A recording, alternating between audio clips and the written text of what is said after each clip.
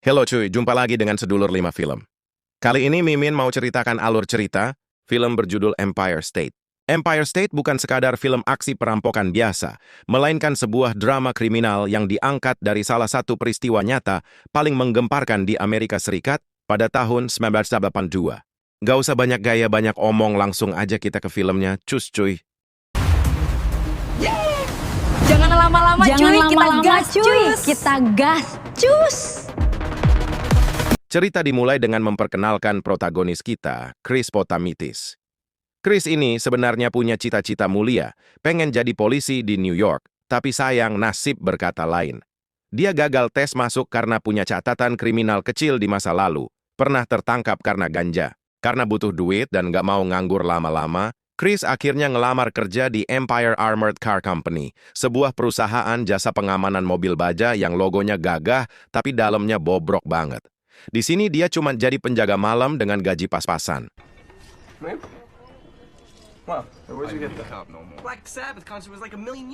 Nah, disinilah keajaiban dimulai. Sebagai karyawan baru, Chris kaget melihat sistem keamanan di tempat itu. Bukannya pakai teknologi canggih, gudang yang nyimpen jutaan dolar itu cuma dijaga sama gembok karatan, alarm yang sering mati, dan prosedur yang kacau balau.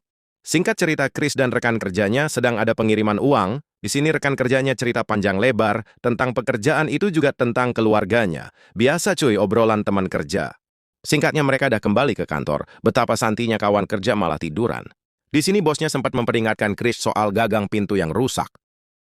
Singkat cerita, Chris bercerita dengan rekan kerjanya soal ayahnya yang sudah dikeluarkan dari kerjaannya. Naas di hari itu juga Chris harus melihat rekan kerjanya tewas tertembak saat perampokan karena perusahaan pelit buat pasang perlengkapan keamanan yang layak. Hal ini bikin Chris sakit hati dan ngerasa perusahaan ini nggak layak buat dilindungi. Di sini Chris dan keluarganya berkumpul. Kau harus bersyukur nak masih diberi hidup karena rompi anti peluru. Namun ketika Eddie datang semuanya bubar.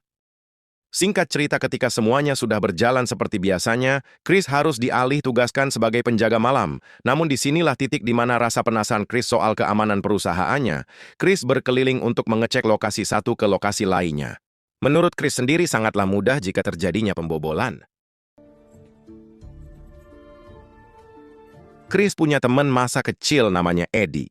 Eddie ini tipe teman yang kalau kita punya rahasia, besoknya satu kelurahan pasti tahu. Chris sempat curhat ke Eddie betapa gampangnya kalau mau nyolong duit di kantornya. Ternyata Chris telah mencuri beberapa gepok uang untuk diserahkan ke istri rekannya yang tertembak.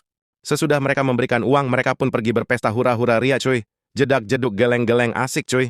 Di sini Eddie memancing rasa penasaran teman lamanya, yang notabene adalah pengedar. So asik nih si Eddie. Cerita berganti di mana Chris memperingatkan Eddie untuk merahasiakan semuanya. Eddie kan lambe tura cuy, mana mungkin dia nggak cerita-cerita.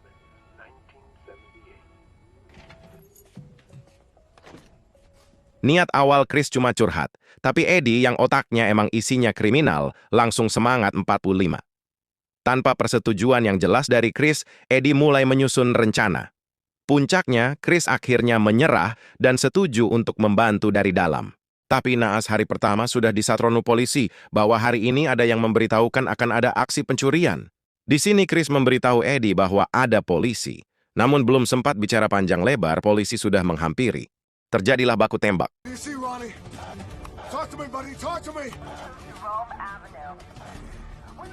Satu orang tertangkap cuy. Di sini si perampok sudah tak sadarkan diri, tapi semua itu tipuan di saat mau nembak Pak Paul. Dor-dor Chris menyelamatkan Pak Paul.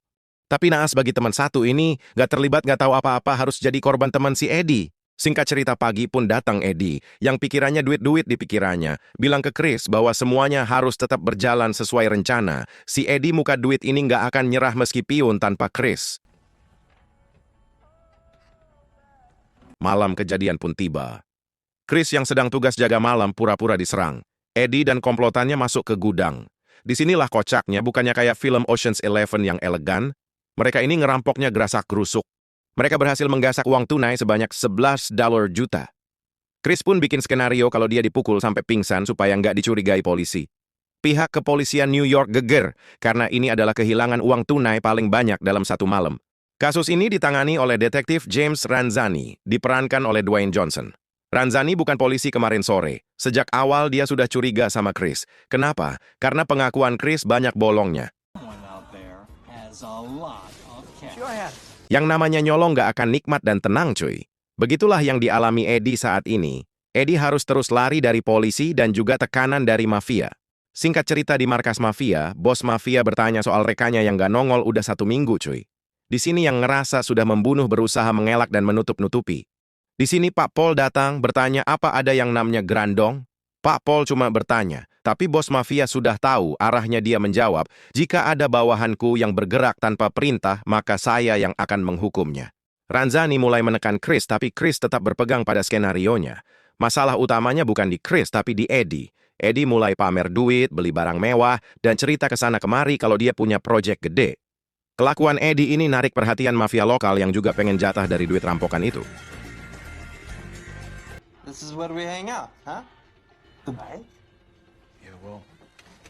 Singkat cerita, Chris diinterogasi soal uang yang dia colong sama bos mafia, dan si bos mafia ini neken ke Chris untuk serahkan semua uangnya. Karena apa, cuy? Yang ditembak Chris masih hidup, cuy. Cerita berganti sama Pak Pol. Di sini Pak Pol menyelidiki tentang si Eddie dan Chris. Emang nasib si Ede Pak Pol berhasil mengantongi bukti.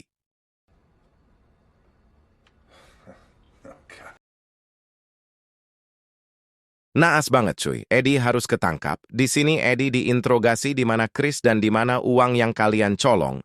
Pinternya polisi Eddie dibiarkan bebas lagi. Kita berpindah ke Chris. Chris niat mau pulang rumah, tapi di depan rumah sudah banyak tamu Pak Pol. Pinternya polisi, cuy.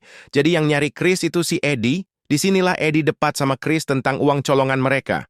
Chris mau didor si Eddie, tapi Eddie didor duluan sama bapaknya Chris. Disinilah para polisi datang, cuy. Alih-alih bisa beli rumah, beli mobil, mereka malah dipenjara, cuy. Tapi duitnya belum ditemukan, cuy. Sampai Chris dipenjara. Sobat sedulur 5 film, nggak ada yang namanya nyolong itu enak. Oke, sampai di sini dulu, sedulur. Terima kasih yang sudah menonton.